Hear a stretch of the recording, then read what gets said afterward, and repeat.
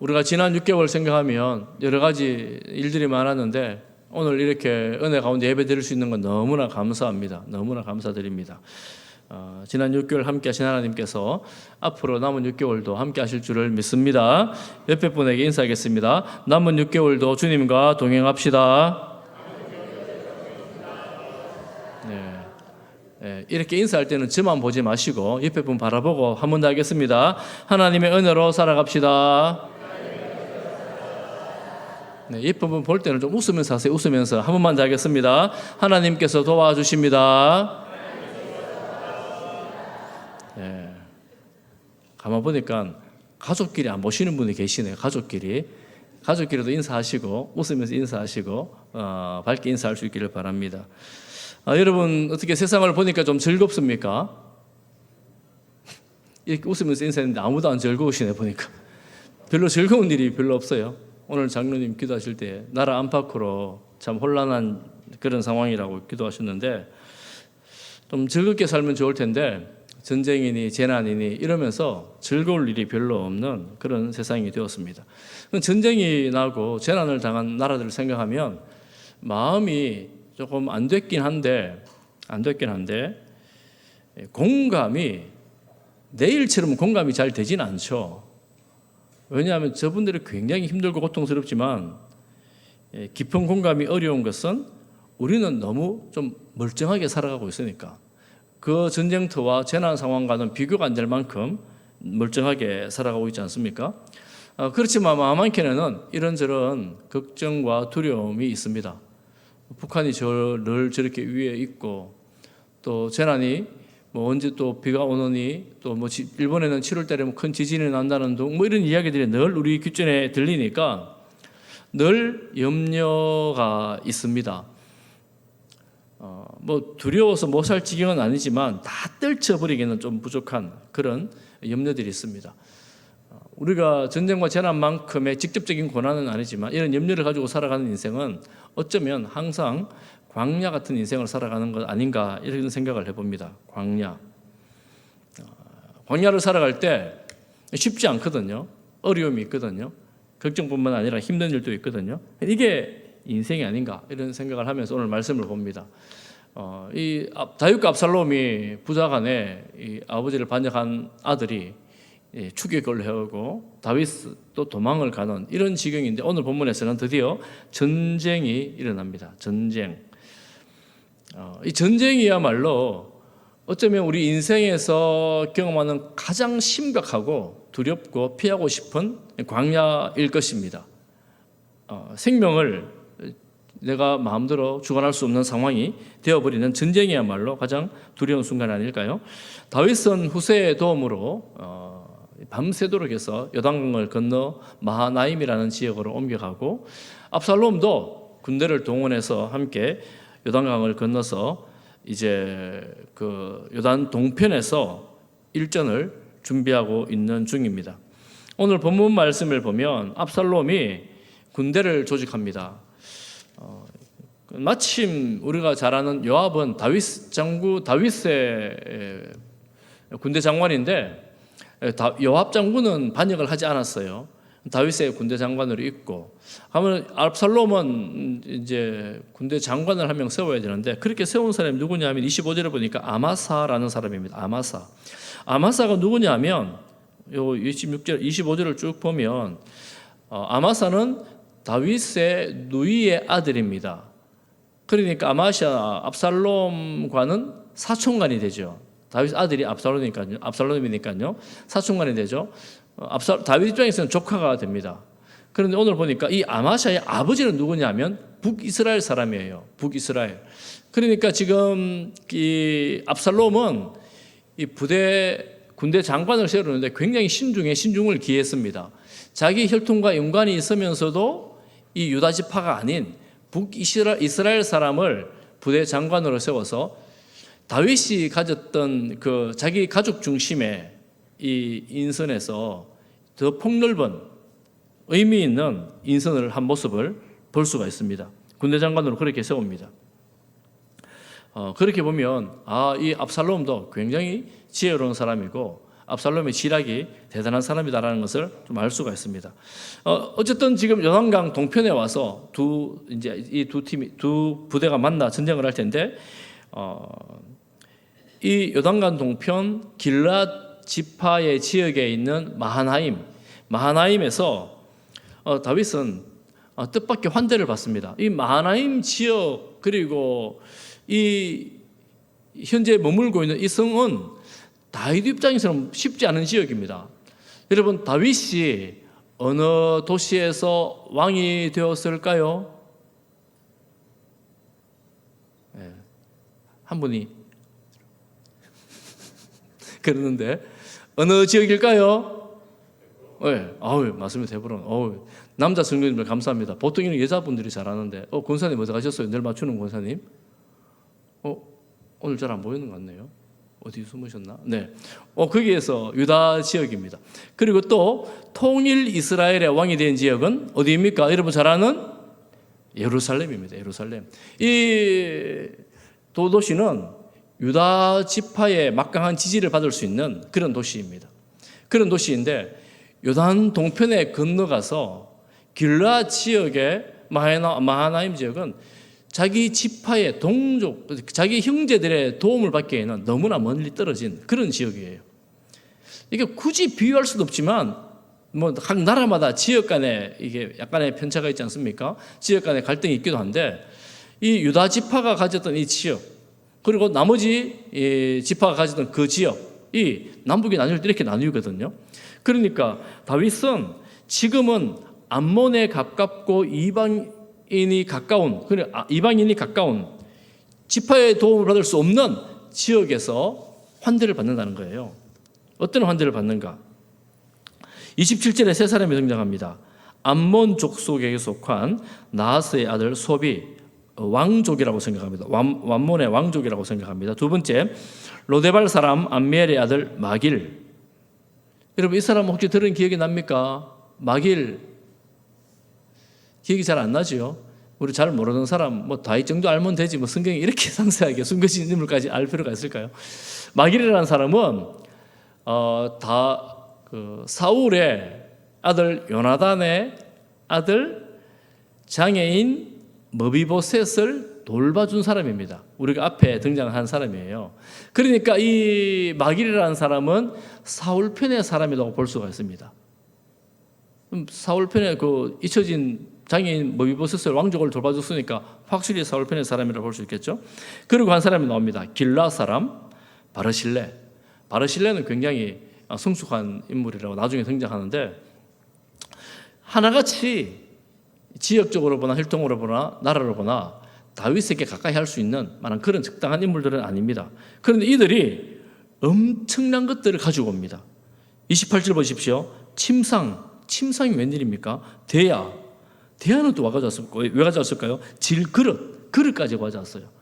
보니까 왕이 도망 다니는데 너무 누추한 거예요. 너무 정신없이 온 거예요.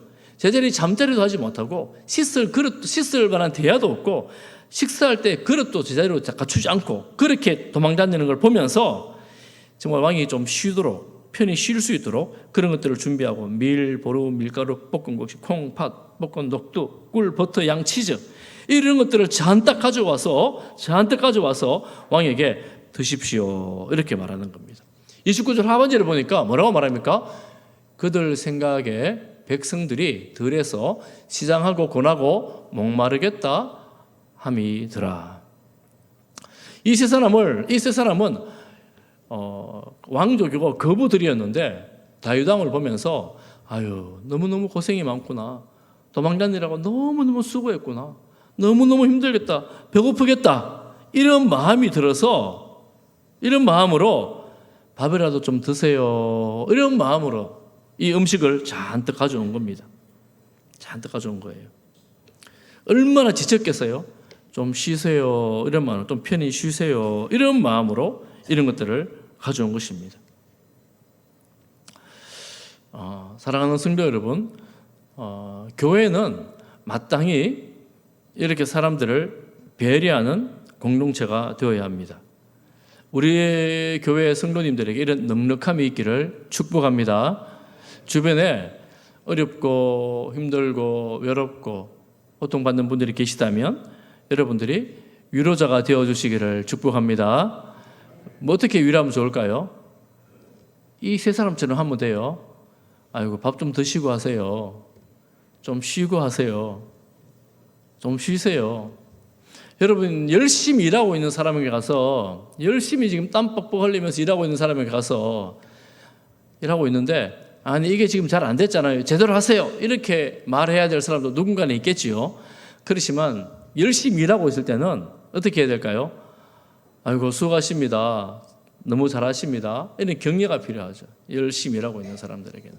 그리고 막 밥도 안 먹고 하고 일하고 있으면 식사라도 좀 하고 하세요. 말만 하지 말고 같이 밥 먹으러 갑시다. 뭐 이렇게 해가지고 격려를 해주는 겁니다. 도와주는 거예요. 마음으로 도와주는 거예요. 실제적인 필요를 채워주는 것입니다. 외로운 사람에게 찾아가서 아유 함께 밥 먹읍시다. 함께 차 한잔 합시다. 이렇게 친구가 되어주는 것입니다. 그러니 밥이라도 드시고 하세요. 이 말이 오늘 이 본문에 나오는 세 사람의 동일한 마음이었습니다. 얼마나 귀한 마음입니까? 그런데 지금 이 상황이 이렇게 하기가 쉽지 않은 상황이었어요. 왜냐하면 지금 나라의 절반 이상이 군대든 뭐 정치하는 사람이든 절반 이상이 다 압살롬에게로 돌아갔어요. 다윗 왕과 전쟁을 앞두고 있는데 지금 어느 편에 줄을 서야 될지를 정말 눈치를 보면서 고민하고 갈등하는 때인데 다윗에게는 지금 소망이 없어 보여요. 다른 지파들이 전부 다 돌아갔으니까 다윗에게 줄을 섰다가는 이후에 어떻게 될지 모르는 위험한 그런 순간이었는데 그 뒷일을 걱정하지 않고 필요한 사람들에게 그 필요를 채워주는 것입니다. 나중에 압살롬으로부터 배척을 받든지 위험한 일을 당할 수가 있는데 이런 선택을 한 것입니다. 그들의 필요를 채워주는 것입니다. 너무나 놀라운 선택인 거죠. 여러분 다윗 입장에서는 더합니다.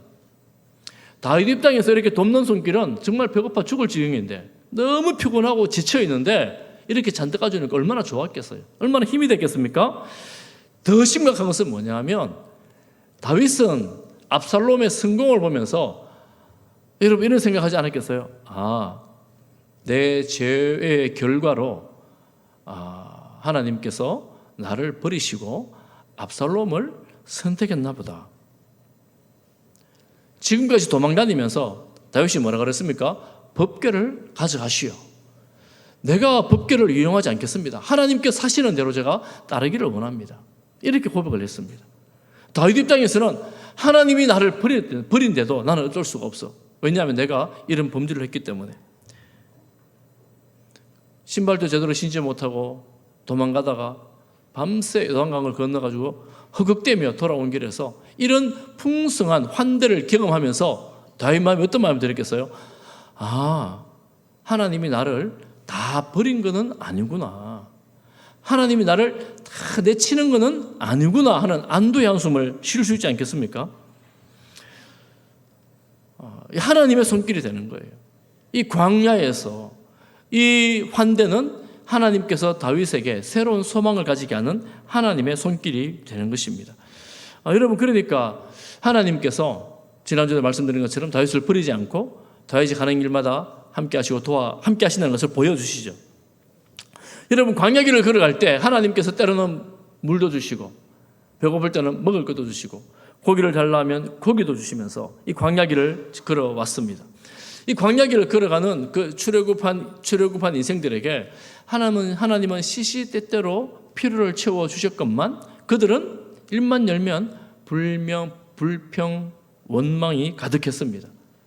아침에 하늘에서 내리는 만나를 먹으면서도 불평과 원망이 더 많았어요. 고기를 쌓아놓고 먹으면서도 그들은 하나님 앞에 감사하지를 않습니다. 여러분 그런 게 인생인 것 같아요. 평온할 때는 하나님께서 함께 하시는 걸 잘 모르는 거죠. 그게 기적이 되지 않는 거지요. 그때 다윗은 이런 어려움 가운데서도 하나님을 경험하고 위로를 경험하면서 결국에는 이 다윗을 승리하게 하시는 하나님을 보게 될 것입니다.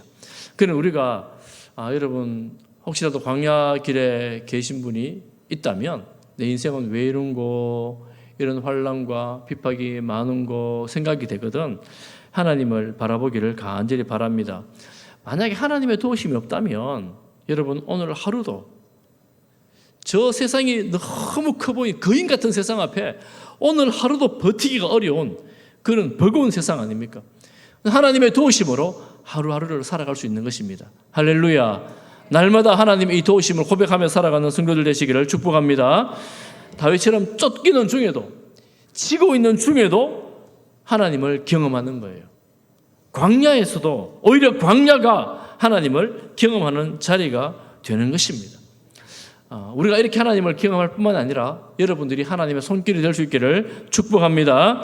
지금 이렇게 이제 두 양 부대가 준비가 되어지면서 전쟁을 하게 됩니다. 18장이 넘어가면서 전쟁이 시작이 되는데 다윗은 요압에게 그의 부대 3분의 1, 그의 요압의 동생 아비스에게 3분의 1, 이방인 장군 이때에게 3분의 1을 맡기고 이제 출정을 하려고 합니다. 출정하기 전에 다윗이 모아둔 군대들에게 말합니다. 나도 이번에는 출정하겠다 이렇게 말합니다. 그때 모든 백성들이 말합니다. 왕이시여, 왕은 따로 계시면서 우리를 도와주시면 됩니다. 출정하지 마십시오 이렇게 말합니다. 여러분 다윗이 왜 이 전쟁에 나가기를 결단을 했을까요? 다윗은 있어야 할 자리를 지키지 않았고 그때 있어야 할 자리에 있지 못할 때에 유혹이 들어왔고 유혹을 이기지 못했어요. 전쟁터에 있어야 될 다윗이 왕이 전쟁터에 있지 않고 저녁에 일어났을 때에 눈에 유혹이 들어왔습니다. 다윗은 그것을 알고 있었지요. 내가 있어야 할 자리에 있어야 되겠다. 그래서 그랬는지 이제 전쟁에 나가겠다고 결단을 하는 거예요. 그런데 다른 신하들은 그렇지 않다고 말합니다. 왜냐하면 저 적들은 압살롬과 그의 신하들은 오직 다윗 왕만 노립니다. 왕만 노립니다. 우리 중 1000명, 10,000명보다 왕이 더 귀하십니다. 나오지 마십시오. 여러분 아히도벨의 그 계략이 기억나십니까? 아히도벨이 뭐라 그랬습니까? 다윗 왕만 죽으면 이 전쟁은 끝난 겁니다. 모든 갈등은 끝입니다. 왕만 죽이면 됩니다. 모든 백성들이 그렇게 생각하는 거예요. 그래서 왕은 죽으시면 안 됩니다. 왕은 나오지 마세요. 이렇게 말할 때 다윗이 그 신하들의 청을 듣고 나가지 않겠다고 말합니다. 그러면서 여러분 18장 5절에 보십시오. 5절에 보면 전쟁에 나가기 전에 마지막으로 한 가지를 부탁을 합니다. 5절을 같이 한번 읽어볼까요? 5절 18장 5절입니다. 시작. 왕이 요압과 아비새와 이때에게 명령하여 이르되 나를 위하여 젊은 압살롬을 너그러이 대우하라 하니 왕이 압살롬을 위하여 모든 군 지휘관에게 명령할 때에 백성들이 다 들으니라. 백성들이 다 들으니라. 백성들이 순종하니라 하지 않고 다 들으니라. 여러분 이 전쟁은 다윗이 죽든지 압살롬이 죽어야 끝나는 전쟁입니다.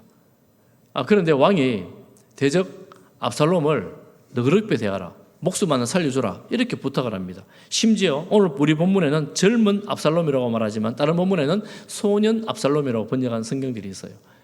그러니까 지금 반역하고 아버지를 죽이겠다고 활을 들고 군대를 끌고 온 아들이 소년 압살롬인 거예요. 여전히 눈에 보기엔 어린 압살롬에 불과한 어린 아들에 불과한 거예요. 그 아들을 좀 불쌍히 여겨주라. 죽이지 말아라. 이렇게 부탁을 하는 겁니다. 여러분 전쟁에 나갈 군대에 부탁할 말은 아니잖아요. 아니면 우리가 죽을 텐데 이 애매한 상황에서 출정을 하게 됩니다. 7, 8절에 보면 이 양 군대가 에브라임 수풀에서 만나게 되었습니다. 그리고 그날에 전쟁이 얼마나 맹렬했는지 2만 명이나 죽게 되었다고 말합니다. 그리고 2만 명이나 죽었는데 어떻게 죽느냐 하면 8절을 보십시오. 그 땅에서 사면으로 퍼져 싸웠으므로 그날에 수풀에서 죽은 자가 칼에 죽은 자보다 많았더라. 여러분 어떻게 하면 전쟁이 났는데 수풀에서 더 이상의 성경에서 다른 이야기를 하지 않아요. 그래서 수풀에서 어떻게 죽은지를 잘 몰라요. 그 지역이 늪지역이었든지 아니면 뭐 다른 것들이 있는 지역에 짐승이 있었든지 알지를 못하지만 칼에 죽은 사람보다 2만 명이나 죽었는데 수풀에 죽은 자가 더 많아요. 이렇게 성경에 기록한 것은 이 전쟁이 사람의 힘만으로 된 것이 아니고 하나님의 개입이 있었다라는 것을 간접적으로 증언하는 것입니다. 이 전쟁 가운데 하나님이 개입하신 거예요. 하나님 함께 하신 거예요. 힘으로 하자면, 숫자로 하자면 다윗이 이길 수 없는 전쟁이었습니다. 압살롬이 압도적으로 많은 그 부대였습니다. 그런데 다윗이 승리하게 된 것은 이 전쟁에 하나님께서 함께 하셔서 2만 명이나 죽었는데 수많은 사람들이 수풀에 죽어나감으로 다윗이 승리하는 그런 전쟁이 되었다라고 말씀을 하고 있는 겁니다. 여러분, 이 전쟁은 아버지와 아들의 전쟁입니다. 어떻게 아버지와 아들이 이런 전쟁을 할 수 있단 말인가? 다툴 수 있겠죠. 의견이 맞지 않아가지고 마음이 상할 수 있겠죠. 그런데 아버지와 아들 둘 중에 한 명이 죽어야 끝이 나는 이런 전쟁을 해야만 했을까요? 여러분, 이 전쟁이 왜 나오게 됐습니까? 왜 시작이 되었습니까? 꼭 기억하십시오. 다윗이 범죄한 결과입니다. 여러분, 죄의 결과는 만만하지 않습니다. 어떤 사람들은 그렇게 말합니다. 예수 믿음에 모든 죄가 다 용서받아서 우리는 평하고 기쁨이고 자유야, 이렇게 말합니다. 그래서 여러분, 다윗을 보십시오. 죄의 결과가 무엇입니까? 집안의 칼부림이고 가정이 깨지는 이런 일들이 집안에서 계속해서 일어나고 있습니다. 여러분, 죄의 결과를 간과하지 마십시오. 이 땅에서 일어난 여러 가지 죄가 우리 인생을 갉아먹고 인생을 고통스럽게 하고 인생을 환난 가운데로 몰아넣습니다. 그래서 우리를 고통으로 몰아가는 죄, 눈앞에서는 금방은 좋아 보이지만, 즐거워 보이지만 이 죄악으로 말미암아 인생이 멸망길로 빠진다는 것을 기억하고 주 앞에 나와야 됩니다. 주님 앞에 돌아 나와야 돼요. 죄에서 떠나가야 합니다. 하나님께서 다윗을 용서하셨지만 이 죄의 결과들이 그 가정에 계속해서 이렇게 남아있는 것을 보게 되지요. 여러분 보십시오. 구절 이하에 보면 압살롬이 죽는 장면이 나옵니다. 이 압살롬의 전세를 보니까 이 승기가 완전히 기울었어요. 다윗에게로. 도망가야 될 지경이 이런 거예요. 자기가 탄 노새를 타고 열심히 달려가서 도망을 가는데 이 요압의 부하가 신하가 이 압살롬을 우연히 저기 보니까 도망을 가다가 나무가지가 있는데 나무가지를 이렇게 숙였는데 성경이 보니까 뭐라고 말하냐면 이 머리가 목이 걸렸다 이렇게 나옵니다. 나무가지에 걸렸어요. 노새가 큰 상수리 나무 번성한 가지 아래로 지날 때 압살롬의 머리가 그 상수리 나무에 걸림에 그가 공중과 그 땅 사이에 달리고 그가 탔던 노새는 그 아래로 빠져나가니라. 여러분, 머리가 어떻게 달리겠어요? 여러분, 혹시 기억나십니까? 압살롬에게 가장 자랑스러웠던 것이 무엇이라고 말씀했는지 기억납니까? 머리가 걸린 게 아니고 그의 자랑거리 머리카락이 걸린 것이죠. 머리를 숙인다고 피했는데 그 자랑스러웠던 그의 영광이었던 머리카락이 그 나무 가지에 걸려가지고 걸리니까 노새는 달려가고 대롱대롱 이러지도 못하고 저러지도 못하고 걸린 게 된 거예요. 이 요압의 신하가 이 상황을 보고 요압에게 가서 보고합니다. 지금 압살롬이 저기 걸려 있습니다. 요압이 그 신하에게 뭐라 하죠? 왜 당장 죽이지 않았느냐? 네가 만약 죽였더라면 내가 은 1000개라도 주었을 텐데 왜 죽이지 않았느냐? 이렇게 말할 때 그 신하가 이렇게 말해요. 왕에게 준엄한 명령이 있었습니다. 저는 금을 주더라도 죽이지 않을 것입니다. 내가 만약 죽였더라면 요압 당신이 나를 대적했을 것입니다. 여러분, 이 신하는 요압을 너무 잘 알았어요. 요압은 다윗에게는 충성했지만 교회적인 충성을 하는 그런 사람이었거든요. 자기의 이익을 쫓는 사람이었거든요. 알았거든요. 실제로 요압은 그랬을 거예요. 만약 신하 중에 누가 그랬다면 왕의 명을 왜 어겼냐 그러고 아마 그 신하를 책했을 것입니다. 요압은 그 신하의 말을 듣고 자기가 가서 압살롬을 죽여버립니다. 압살롬은 그렇게 요압의 손에 의해 생명을 잃게 되었습니다. 그리고 여러분, 요압은 압살롬을 죽이고 난 다음에 17절 말씀에 보면 17절 같이 한번 볼까요? 17절입니다. 시작. 그들이 압살롬을 옮겨다가 숲을 가운데 큰 구멍에 그를 던지고 그 위에 매우 큰 돌 무더기를 쌓으니라. 온 이스라엘 무리가 각기 장막으로 도망하니라. 이스라엘 백성들 압살롬을 따르던 모든 무리들은 도망해 가버렸고 압살롬은 너무나 비참한 장례식도 치르지 못하고 그 전쟁터의 돌무더기에 그의 시신을 남겨두게 되었습니다. 정말 애도하느니 아무도 없는 비참한 죽음을, 참혹스러운 죽음을 당하게 된 것입니다. 여러분, 이 압살롬의 죽음을 보면서 우리가 교훈을 얻는 게 있습니다. 압살롬에 대해서 18절에 한 구절 더 적고 있어요. 이 압살롬이 어떤 사람이었는가를 한 구절 더 적고 있는데요. 우리 18절을 다 같이 한번 읽어보겠습니다. 18절입니다. 시작. 압살롬이 살았을 때에 자기를 위하여 한 빗석을 마련하여 세웠으니 이는 그가 자기 이름을 전할 아들이 내게 없다고 말하였음이더라.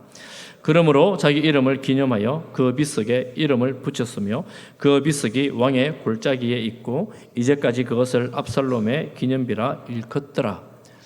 이미 그 시대에 왕의 골짜기에 압살롬의 이름이 새겨진 압살롬 기념비가 있었습니다.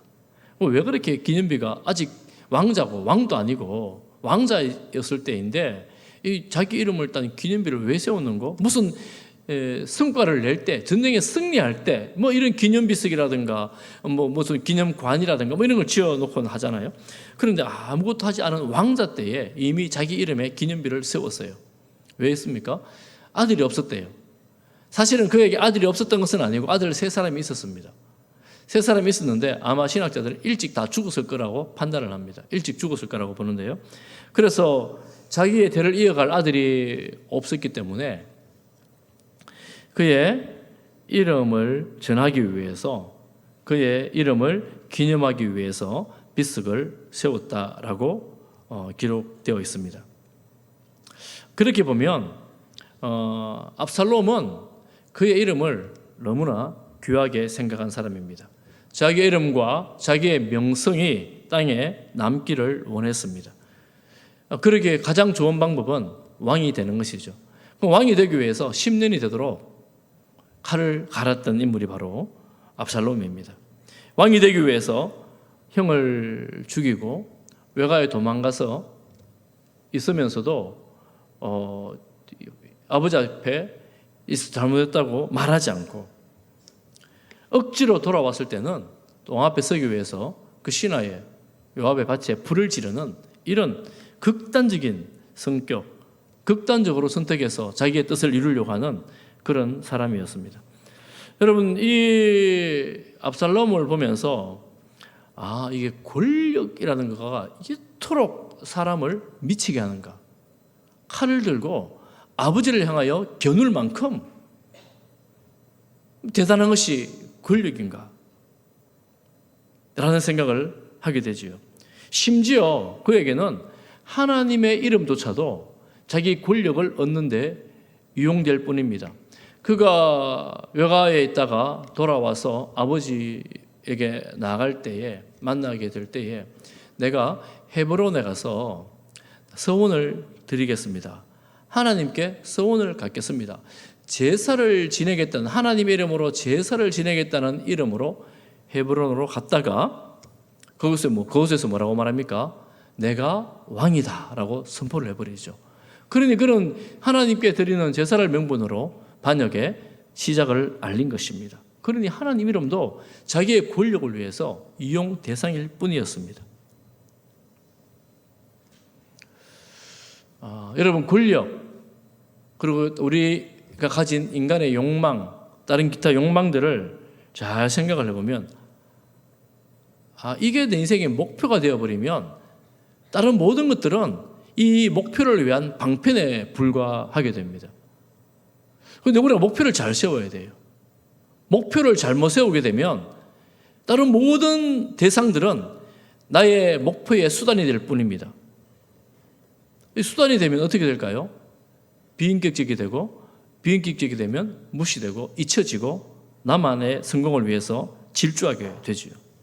나만의 성공을 위해서 질주하게 될 때 돕는 사람들이 나타나요. 함께 하겠다는 사람들이 나타납니다. 그런데 그들에게는 하나님이 없는 그런 어리석은 결정들이 쑥쑥 밀고 들어오니까 분별하지 못하고 넘어가게 되는 것이죠. 그리고 또 한 가지가 더 있습니다. 그것은 이 압살롬은 그의 자랑거리, 이 머리카락, 그의 명성, 그의 사랑, 그의 자랑, 머리카락에 의해 죽음을 당하게 되는 어처구니없는 일을 당합니다. 알았겠습니까? 이 머리카락 때문에 내가 죽을 거라고 알았겠습니까? 여러분, 그래서 우리가 가끔 생각을 좀 해야 돼요. 우리가 잘하는 것 있잖아요. 우리가 좋은 것 있잖아요. 혹은 우리 기술, 우리의 지성, 우리의 배경, 우리의 하나님 주신 은사와 재능, 달란트 뭐 이런 것도 있습니다. 내가 잘하는 것, 이 방면에서는 내가 뭐 거의 탁월해. 다른 사람보다 내가 이 방면을 더 나아. 때로는 나의 기질, 성격 이런 것들도 있어요. 그런데 이런 것들 때문에 나중에 발목 잡히는 일들이 있습니다. 여러분, 지혜의 왕 솔로몬은, 제가 전에도 말씀드린 적이 있지만, 지혜의 왕 솔로몬은 그의 지혜로 그 당시 금은이 흔한 예루살렘을 만들었습니다. 그리고 온 주변 나라들을 정복할 뿐만 아니라 온 주변 나라가 평화롭도록 외교전을 잘 했습니다. 감히 이스라엘을 넘볼 나라가 주변에 아무도 없었습니다. 왜 그랬을까요? 솔로몬이 가장 썼던 정책 중에 가장 탁월한 정책 중에 한 가지가, 어리석은 정책 중에 한 가지가 정략 결혼이었습니다. 각국의 나라들 공주들과 결혼을 해서 예루살렘에 그녀들을 데리고 온 거예요. 그리고 그녀들은 올 때 그냥 오지 않고 그들이 섬기는 신을 데려왔고, 예루살렘은 그야말로 우상의 동산이 되어버렸습니다. 이거 탁월한 지혜로 모든 나라들과 정략 결혼을 했는데 그것이 망하는 길로 가는 것이었습니다. 분열의 길로 가는 것이었습니다. 결국은 그 지혜가 그를 망하게 했다라고 볼 수가 있습니다. 참 어렵죠. 야, 내가 이걸 정말 잘하는데 이걸 통해 가지고 뭔가 도모하고 뭔가 일을 이루어 넣어야 하는데 너무나 어렵죠. 겸손해야 합니다. 내가 잘하는 그 일에도 겸손해야 합니다. 사랑하는 성도 여러분, 겸손한 삶을 살아갈 수 있기를 축복합니다. 이것만은 내가 최고야, 그 분야에서 겸손하시기를 바랍니다. 내가 이건 제일 잘해, 그 분야에서 겸손하셔야 합니다. 그렇게 겸손하게 나갈 때에 우리가 하나님 앞에서 끝까지 쓰임받는 하나님의 자녀의 삶을 능력하게 살아갈 수가 있게 될 것입니다. 사실 여러분 생각해 보시면 우리 모두 다가 여러분 이름 남기고 싶잖아요. 이름 석자 남기고 싶잖아요. 그래서 우리 이름 남기려고 이런 일도 하고 저런 일도 하고, 이름 어떻게 하면 남길까 고민하잖아요. 어떻게 하면 이름을 잘 남길 수 있을까요? 우리도 비석 하나 세워놓으면 될까요? 여러분, 굳이 비석을 세울 필요가 없어요. 시간이 지나면 여러분은 못 보지만 남들이 보는 비석이 다 하나씩 생깁니다. 웃으라고 하는 말씀입니다. 아무도 안 웃으시네.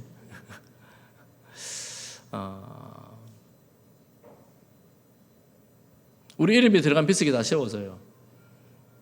그러면 내가 그러기 전에 하나님께로 가기 전에 어떤 삶을 살아가야 될까? 우리는 유력했던 한 사람을 보면서 이렇게 살면 되겠구나 마음에 생각하시기를 바랍니다. 바로 바울입니다. 바울은 그 시대에 유명한 사람, 유력한 사람, 힘이 있는 사람, 명성이 있는 그런 사람이었습니다. 그런데 그가 예수님을 믿고 만나고 난 다음에 이렇게 말합니다. 빌립보서 3장 7절부터 9절까지 말씀을 우리 같이 한번 읽어보겠습니다. 시작. 그러나 무엇이든지 내게 유익하던 것을 내가 그리스도를 위하여 다 해로 여길 뿐더러 또한 모든 것을 해로 여김은 내 주 그리스도 예수를 아는 지식이 가장 고상하기 때문이라. 내가 그를 위하여 모든 것을 잃어버리고 배설물로 여김은 그리스도를 얻고 그 안에서 발견되려 함이니 내가 가진 의는 율법에서 난 것이 아니요 오직 그리스도를 믿음으로 말미암는 것이니 곧 믿음으로 하나님께로부터 난 의라. 바울은 그 자신이 가졌던 지식, 배경, 학문, 명성, 종교성 이런 것들을 배설물처럼 다 버려버렸다 이렇게 말합니다. 배설물은 죄송하지만 똥입니다. 다 버렸다. 오직 예수 그리스도 그분을 위하여 나의 의는 하나님께 주시는 예수 그리스도를 말미암는 그 의, 믿음으로 말미암는 그 의, 그걸로만 살아가겠다고, 그것을 전하겠다고 평생을 자신을 던져버린 그런 순간이었습니다. 예수님을 믿는, 예수님을 만난 자리가 바로 그런 자리가 되었던 것이죠. 우리가 예수님을 내 인생의 가장 귀한 분으로, 내가 가진 어떤 것보다 귀한 분으로 모시고 고백하고 순종하고 살아갈 때, 여러분 오늘도 우리는 이 바울을 기억하고 있습니다. 바울이라는 이름을 기억하고 있어요. 어떻게 해요? 만약 그가 유대교의 랍비로 남았더라면 우리는 그 이름을 알지 못할 것입니다. 예수님에게 자신을 걸었던 그의 이름을 기억을 하고 있습니다. 우리는 사실은 세상이 기억해 주지 않는다 할지라도 하나님이 기억하는 그 인생이 가장 복된 인생인 줄을 믿습니다. 어떻게 하나님이 기억해요? 우리가 하나님을 기억하고 예수님을 기억하고 예수님의 이름에 예수님을 전파하기 위해서 나를 걸 때 하나님께서 우리를 기억하시죠. 믿는 아들을 하나님 버리지 않습니다. 사랑하는 성도 여러분, 우리가 예수님을 믿는 성도들로서 하나님이 기억하는 예수님께 헌신하는 복된 인생들 되기를 축복합니다. 우리가 지금 광야 같은 인생을 살고 있잖아요. 너무나 고통스러운 삶을 여러분 살고 있잖아요. 어려운 삶을 살고 있잖아요. 이 광야는 하나님을 만나는 자리입니다. 하나님을 경험하는 자리입니다. 크든 작든 사람을 만나든 사건을 만나든 여러분 그 안에 하나님의 손길이 스며져 있습니다. 여러분 그 하나님의 손길을 느끼면서 하나님을 예배하고 하나님을 사랑하고 주님의 말씀에 순종할 때 주님과 동행하는 복된 삶을 살아갈 수 있기를 바랍니다. 때로는 너무 힘겨울 때에 주님의 그 그늘에 가만히 숨어 주님만을 바라보시기를 바랍니다. 이것저것 막 생각하고 계산하고 막 해야 되는 것이 이제 아무런 의미가 없다고 생각되어질 때 그저 이제는 주님만을 바라보고 가만히 주님 안에서 평안과 안식을 경험하고 누릴 수 있기를 축복합니다.